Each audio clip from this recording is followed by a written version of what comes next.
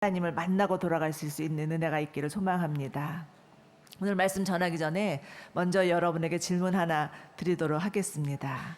여러분께서 드렸던 예배 중에서 가장 마음에 남는 예배, 인상 깊었던 예배가 언제였는지를 한번 떠올려 보시기를 바랍니다. 그리고 무엇이 가장 좋았었는지를 기억해 보시면서 오늘 말씀을 들으시면 좋을 것 같습니다.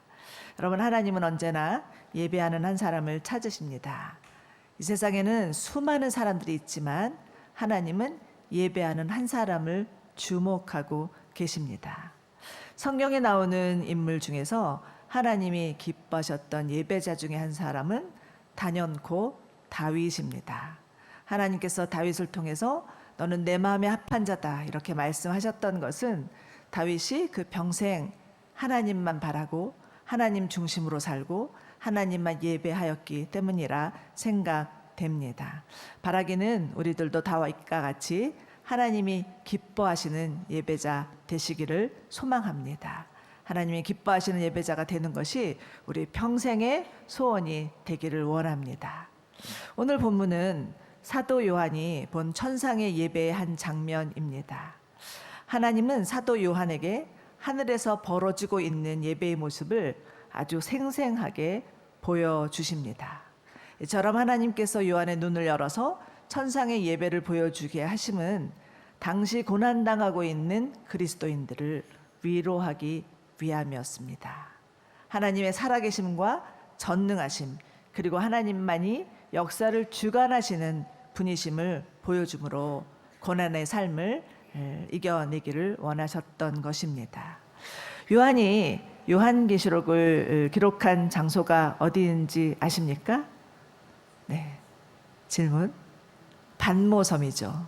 여러분, 반모섬은 요한이 예수를 믿는다는 이유 때문에 유배되었던 장소입니다.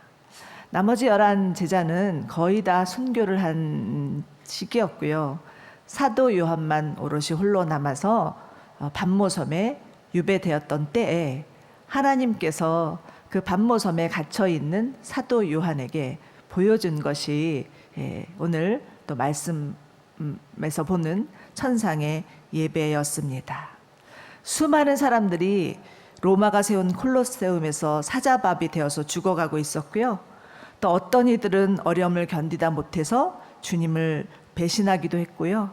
그런 가운데에서 교회는 마치 풍전등화와도 같았었고요.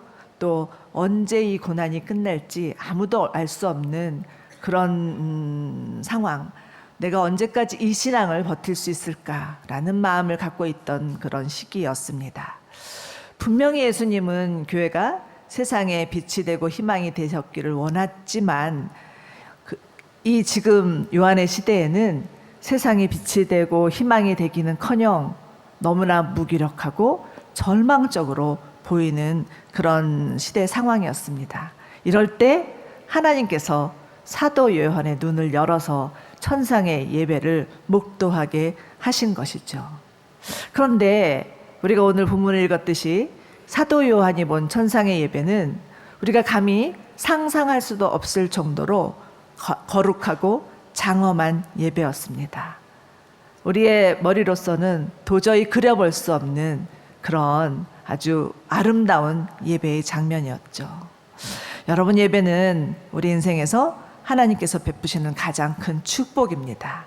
예배할 때 우리의 삶에 예수님을 만나고 그로 인해서 참 기쁨과 만족을 누릴 뿐만 아니라 이 땅의 어려움을 이겨나갈 수 있는 힘을 얻을 수 있는 것이 예배입니다. 오늘도 예배 가운데 오신 모든 분들 가운데 하나님께서 힘 주시고 소망 주시고 참으로 하나님만이 우리의 피난처시요 능력이심을 믿고 돌아갈 수 있는 예배가 되기를 간절히 소망합니다. 먼저 1절과 2절을 보시겠는데요. 1절과 2절 함께 같이 읽도록 하겠습니다. 시작. 2일 후에 내가 보았습니다. 보십시오. 하늘에 열린 문이 있고 전에 내가 들은 그 음성 곧 나팔 소리와 같은 소리가 나에게 들린 음성이 말했습니다. 이리로 올라오너라. 그러면 내가 이후에 마땅히 될 일들을 내게 보여주겠다. 나는 순식간에 성령에 사로잡히게 되었습니다. 하늘에 보좌가 있는데 그 위에 누군가 앉아 계셨습니다. 1절에서 이 일 후라 함은 앞장에서 지상에 있는 7 교회에게 예수님께서 약속하시고 책망하시고 경고하시고 격려하셨던 메시지가 선포된 후를 말합니다. 이제 하나님께서 요한에게 지상의 교회에 대한 말씀을 주신 후에 그 시선을 옮겨서 천상의 교회로 옮겨주시는 것을 볼 수가 있는데, 이렇게 하는 데는 다 이유가 있겠죠. 오늘 말씀을 통해서 하나님이 왜 사도 요한을 천상의 그 예배의 모습을 보여주게 하셨는지에 대해서 함께 나눠보도록 하겠습니다. 1절을 보시면 열린 문이라고 나오고 있습니다. 하늘에 열린 문이 있었다라고 하는데, 이 열린이란 뜻은 잠겨진 것을 열다, 봉인된 것을 열다라는 뜻으로 누군가에 의해서 그 문이 열렸음을 의미합니다.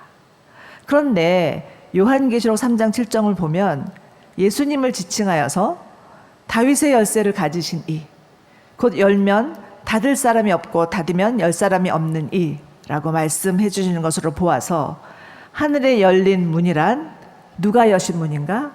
예수님께서 친히 여신 문임을 알 수가 있습니다. 그리고 무엇보다도 하늘의 문이 열려 있다는 것은 하나님께서 하늘에 무궁무진한 신령한 복을 쏟아 부어 주시겠다는 약속을 의미하기도 하죠. 즉 하나님께서 지상에 있는 교회에게 하나님이 예비하신 복을 주시기로 작정하셨다라는 말이기도 합니다. 그렇기 때문에 우리가 기도할 때 때로는 하나님 하늘 문을 열어주십시오 이렇게 기도하는 것은 어찌 보면 맞는 말이 아닐 수도 있습니다. 어떤 분이 하나님 하늘 문을 열어주세요, 저는 정말 하나님을 보고 싶어요 라고 기도했더니 하나님께서 그 마음에 감동을 주시기를, 이미 하늘 문은 열려 있으니까 네 마음의 문이나 좀 열어다고, 이렇게 마음의 감동을 받았다는 말씀을 하신 적을 제가 들었습니다. 여러분, 예배는 이미 하늘 문을 열어놓으신 하나님에 대한 적극적인 반응이어야 합니다. 예배는 하나님께서 우리를 초대하시는 초대고요, 그 초대에 반응하는 우리의 태도라고 볼 수가 있겠습니다. 그렇지만 모든 사람이 하나님에 대해서 이렇게 적극적으로 반응하는 것은 아니죠. 마태복음 22장을 보면 우리가 잘 아는 혼인잔치 비유가 나오고 있습니다. 천국은 마치 자기 아들을 위해서 혼인잔치를 열어놓은 임금과 같다라고 말씀하고 계시죠.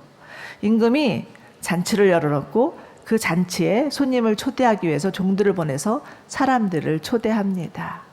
그런데 사람들은 그 임금의 초대를 받고서도 어떤 이는 자기 일이 너무 바쁘다는 핑계로, 또 어떤 이는 내가 멀리 장사하러 가야 한다는 핑계로 초대에 응하지 않고, 심지어는 그 임금이 보낸 종들마저 죽이는 일들을 벌이게 됩니다.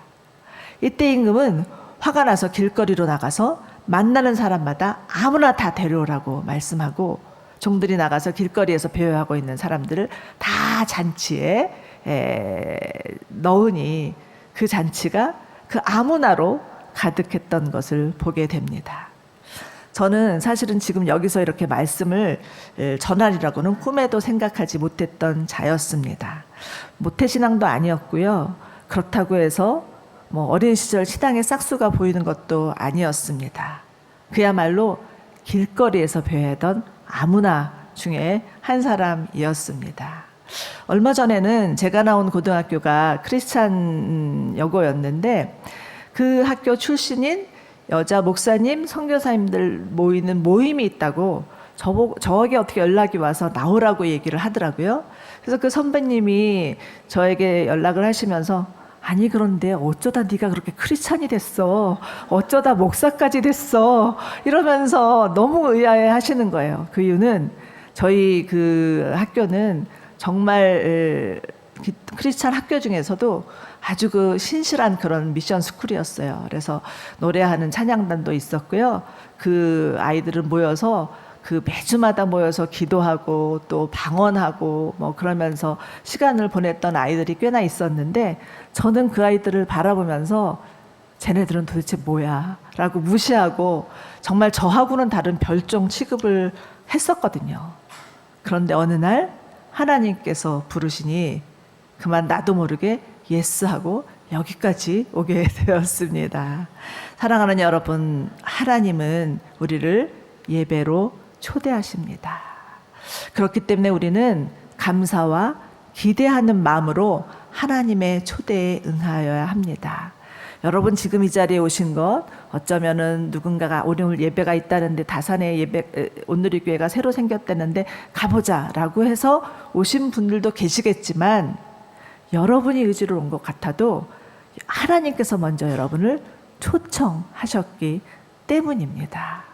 하나님이 초청하셨는데 그 초청장을 거들떠보지 않으면 하나님이 예비하신 축복을 누릴 수가 없지만, 그렇지만 하나님의 초대에 응하면 하나님이 예비하신 하늘로부터 부어주는 신령한 복이 우리 가운데 임할 줄로 믿으시기 바랍니다.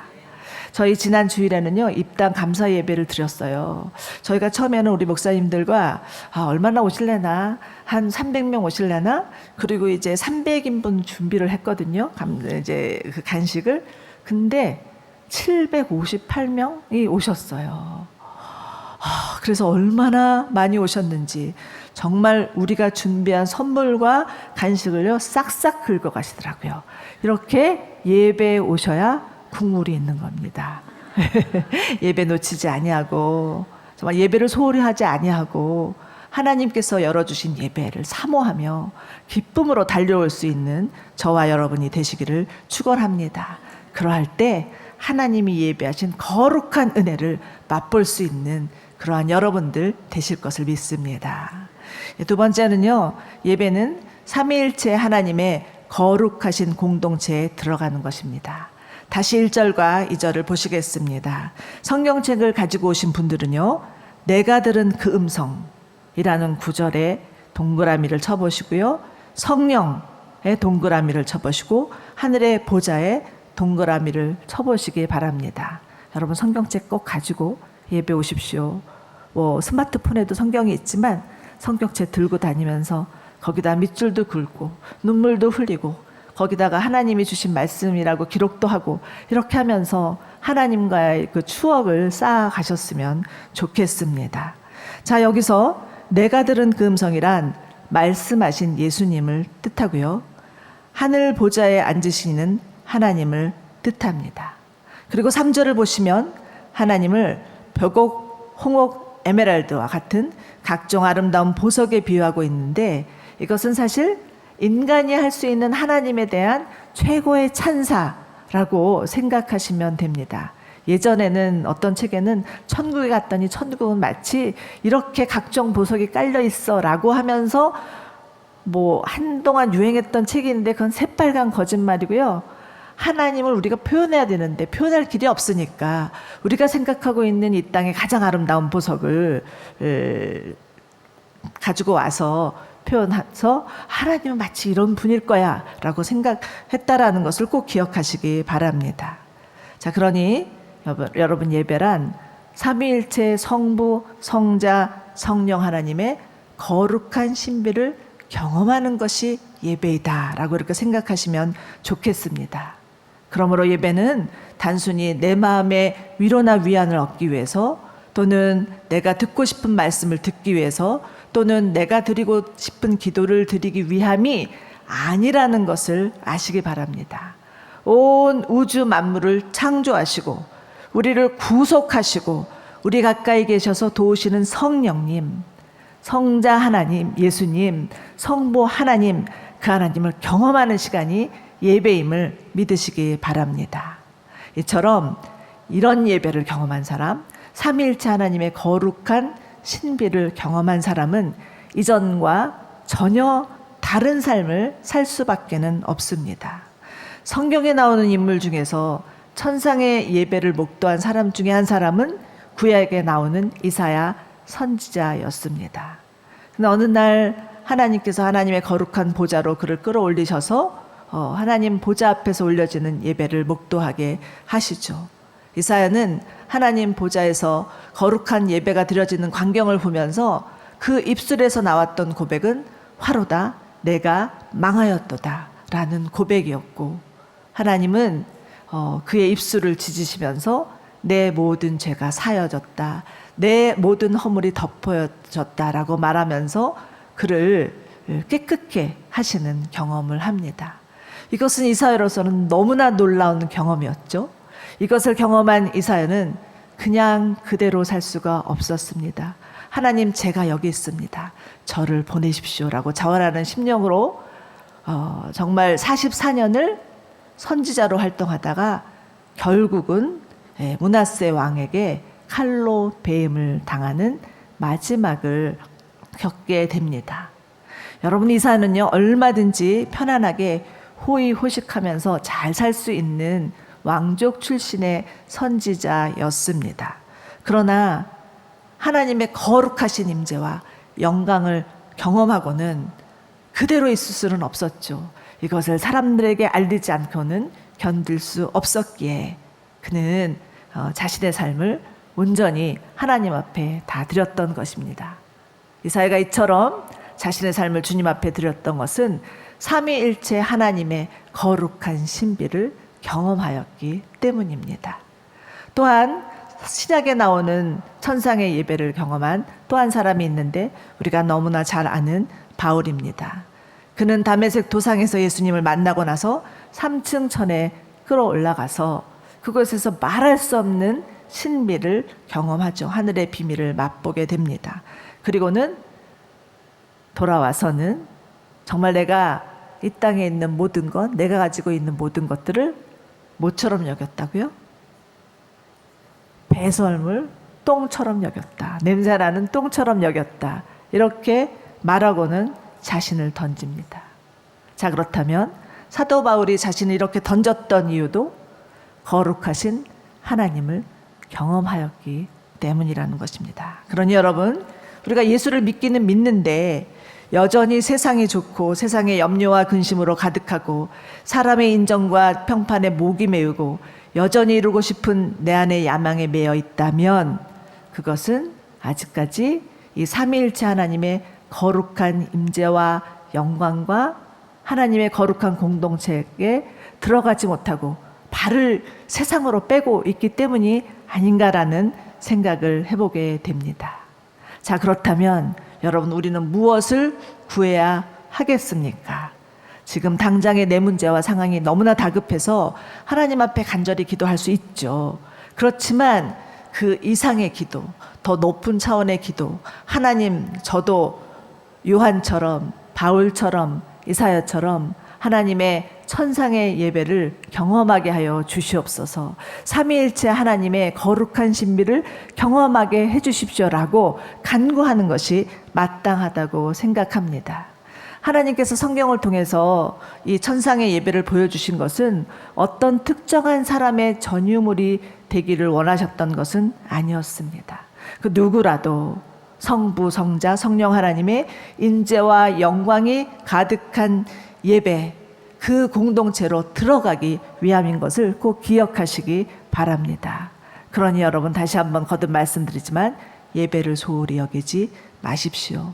여러분이 할 수 있는 한 예배에 우선순위를 두시기를 바랍니다. 여러분의 시간, 여러분의 마음, 여러분의 모든 상황, 이 모든 것들을 다 뒤로 하고 하나님 앞에 예배하겠다고 결정할 때 하나님께서 우리 가운데 정말 그 하나님이 보여주시고자 하는 거룩한 하나님의 신비를 우리 가운데 보여주실 뿐만 아니라 우리가 그것을 경험하면 그냥 있을 수 없고 하나님을 위해서 살고 하나님을 위하여서 무엇이든지 하겠다고 고백할 수밖에 없는 그러한 하나님을 사랑하는 예배자로 변화될 것을 믿으시기 바랍니다. 혹시나 이 중에서 혹시 내가 그렇게 될까 봐 어느 정도 살짝 이렇게 생각하시는 분은 없으시겠죠?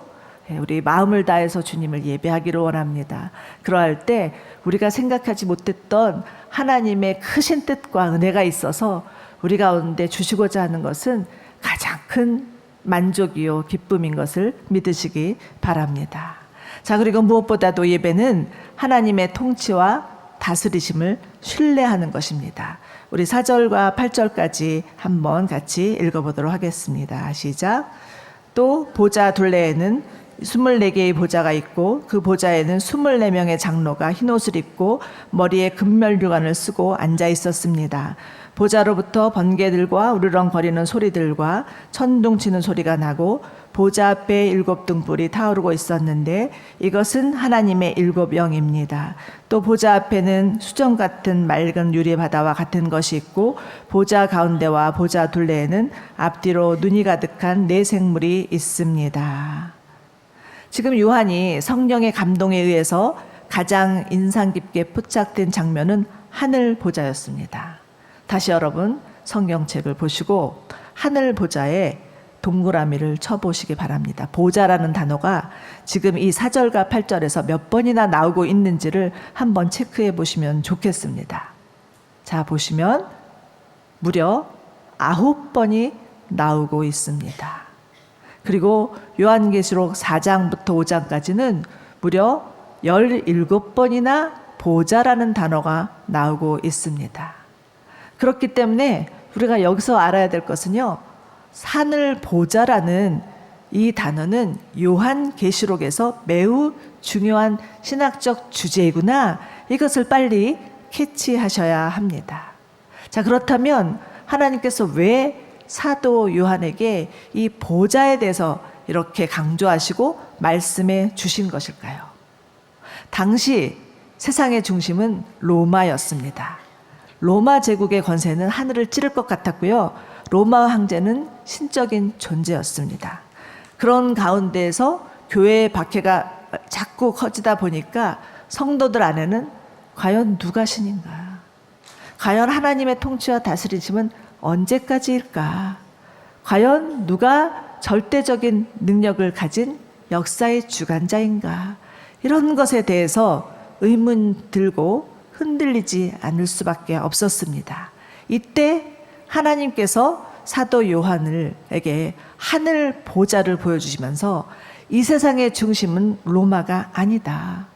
로마 황제는 신이 아니다.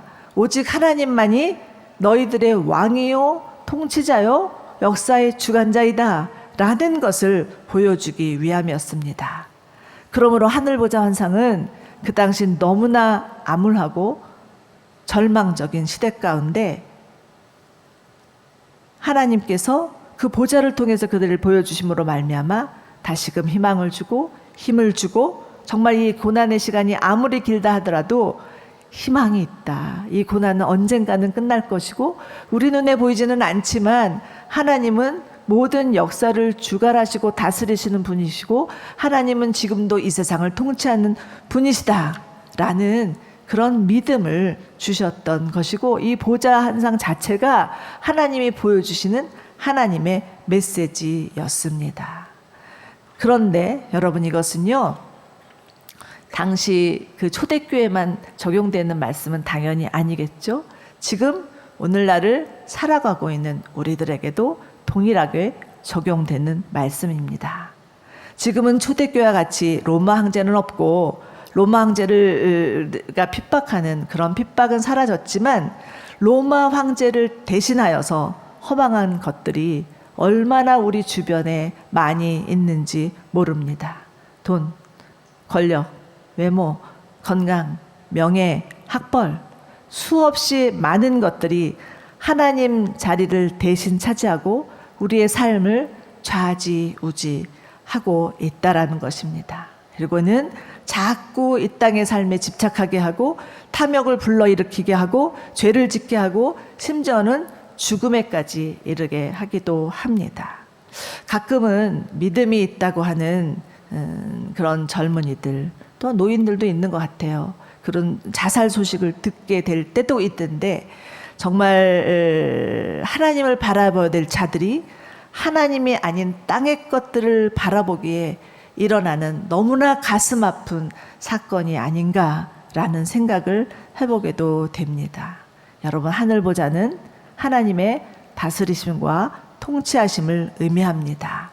고로 우리 눈에 지금 당장 놓여진 상황이나 문제를 바라보기보다는 살아계신 하나님을 바라보는 것이 합당하다라는 것입니다. 여러분, 우리의 신앙은요, 우리가 처한 환경을 바라보면서 무엇을 느끼느냐가 아니라 어떠한 상황이라 할지라도 눈을 들어서 살아계신 하나님을 바라보는 것이 바로 우리의 신앙입니다. 시편 121편 1절 2절을 보면 이런 구절이 있죠.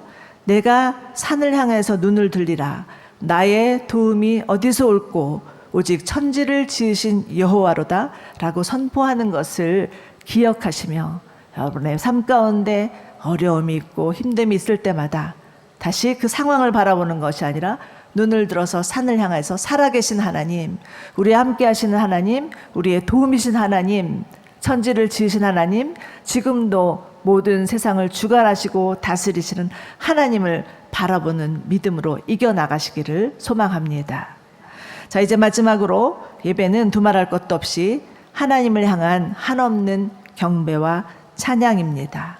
자, 이제는 우리의 시선을 하늘 보좌 주변으로 이동해 보실 필요가 있는데요. 7절과 8절입니다. 함께 보시겠습니다. 읽겠습니다. 시작. 첫째 생물은 사람처럼 생겼고 둘째 생물은 송아지처럼 생겼고 셋째 생물은 사람의 얼굴처럼 생겼고 넷째 생물은 날아가는 독수리처럼 생겼습니다. 네 생물은 각각 6날개를 가지고 있고 날개둘레와 안쪽에는 눈들이 가득했습니다. 그들은 밤낮 쉬지 않고 말했습니다.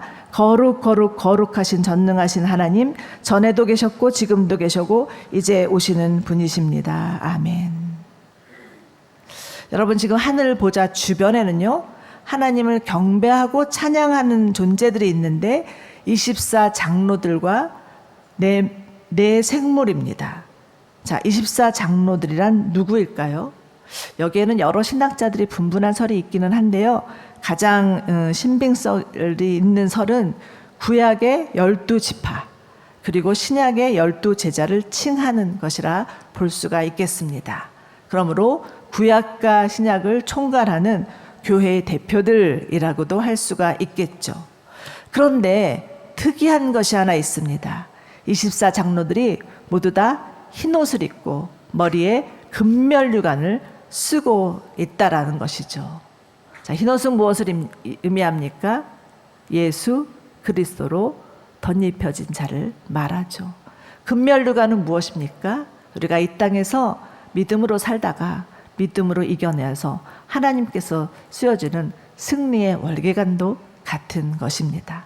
그런데 이것을 모든 교회를 대표하고 있는 24장로가 쓰고 있는 거예요. 이것을 한번 상상해 보시기 바랍니다. 그렇다면 이를 통해서 우리가 알 수 있는 것은 교회는 하나님의 관점에서 볼 때 천상적 존재다. 이 땅에서는 비록 교회가 무력해 보이고 무능해 보이고 힘이 없는 것 같이 보아도 하나님 보시기에 교회는 존귀하고 정말 그 힘이 있고 강력한 천상적 존재라는 것을 말하고 있습니다. 그렇기 때문에 교회인 우리의 정체성은 하늘에 속한 존귀한 자들입니다.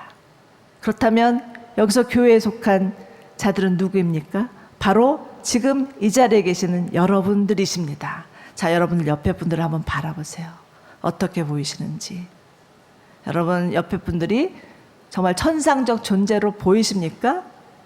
아멘. 보이셔야 합니다. 천상적 존재로 보이셔야 돼요. 내 모습이 나이가 들어서 조금은 늙었고 또 초라하고 또 때로는 정말 세상과 비교할 때는 허접해 보이는 것 같아도요, 하나님 보시기에는 그렇지 않습니다.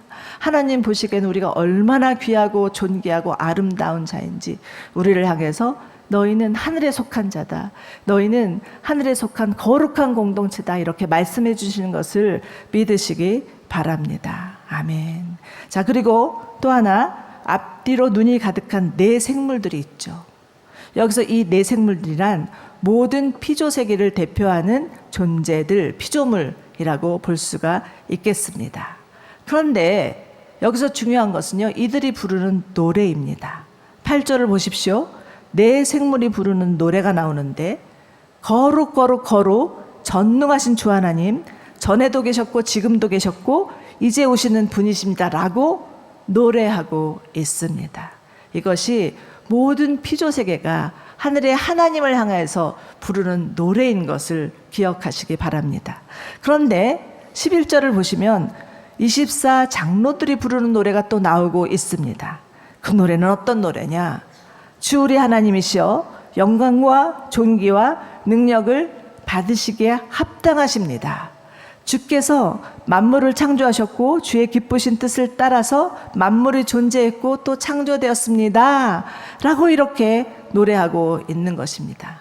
모든 교회, 모든 하나님이 지으신 세계가 하나같이 입을 모아서 하나님의 영광과 거룩과 찬송과 감사를 올려드리는 것이죠.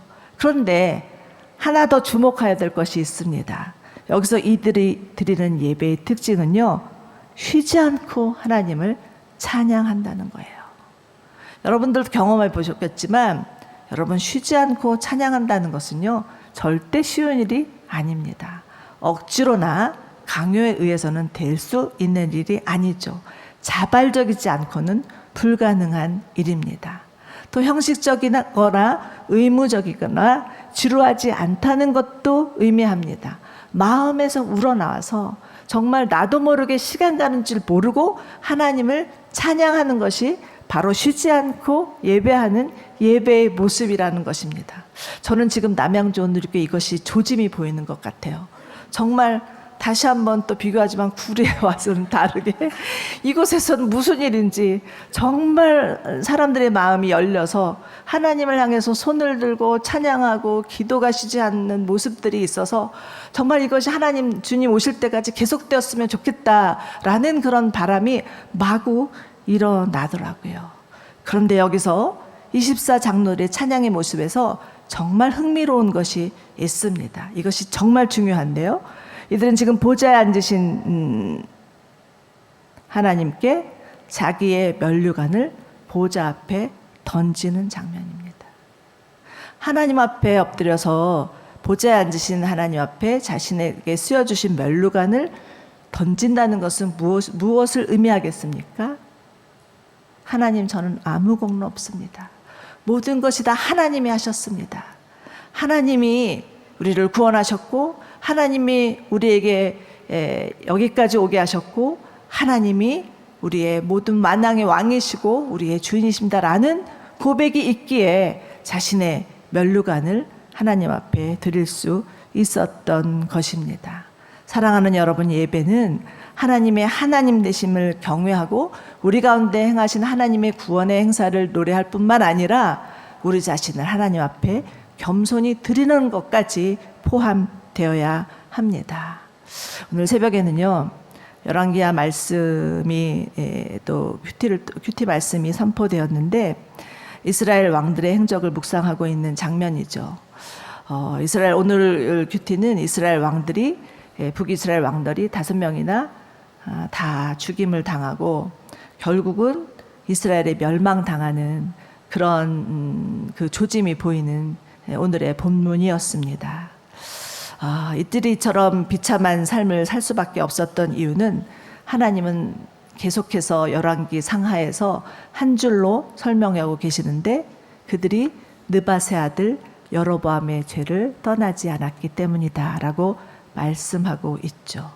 그리고 덧붙여서 하나 하시는 말씀은 여전히 이들이 산당을 없애지 않았고 산당에서 이스라엘 백성들이 여전히 예배하였다라고 기록하고 있습니다.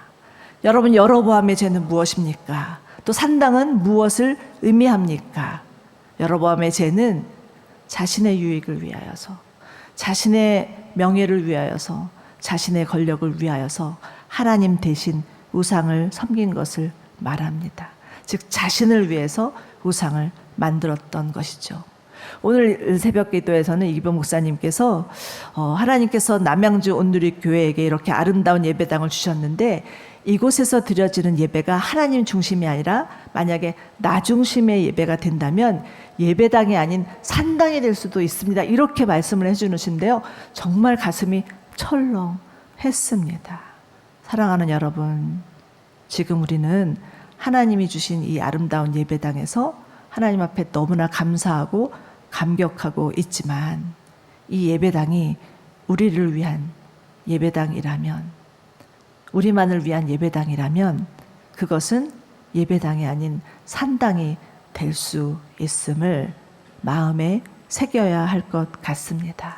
그러나 정말 이 예배당에서 하나님을 높이고 하나님을 찬양하고 모든 것이 하나님이 하셨습니다라고 겸손히 엎드리며 하나님이 원하시는 것을 순종하며 나아가겠습니다라고 고백할 때, 이 예배당은 정말 하나님의 임재와 영광으로 가득한 예배, 오늘 저희가 요한계시록에 보았던 천상의 예배, 그 예배를 드릴 수 있는 하나님의 귀한 처소가 되리라고 믿습니다. 자, 이제 말씀을 마무리합니다. 하늘문을 여시고 우리 가운데 거룩한 하나님의 공동체로 초대하신 하나님께 감사와 영광을 올려드리기를 원합니다. 아무리 어두운 현실이라 할지라도 하나님의 통치와 다스리심이 있어서 하나님께서 우리를 지키시고 보호하시고 장래에는 하나님의 왕국이 도래할 것을 믿는 믿음으로 사는 저와 여러분들 되시기를 바랍니다. 그리고 우리 마음을 다해서 하나님을 향해서 찬송하기를 원합니다. 시편의 마지막 150편에서는 이렇게 선포하고 있습니다. 여호와를 찬양하라. 그분의 성소에서 여호와를 찬양하라. 그의 능하신 행동을 찬양하며 그의 지극히 위대하심을 따라 찬양할지어다. 나팔 소리로 찬양하며 비파와 수금으로 찬양할지어다. 호흡이 있는 자마다 여호와를 찬양할지어다. 아멘. 우리의 삶이, 우리의 마음이, 우리의 입술의 고백이 정말 여호와 하나님만을 찬양하고 우리가 가진 모든 것을 다하여서 하나님을 찬양하는 그런 천상의 예배가 바로 우리의 예배가 되기를 소망합니다.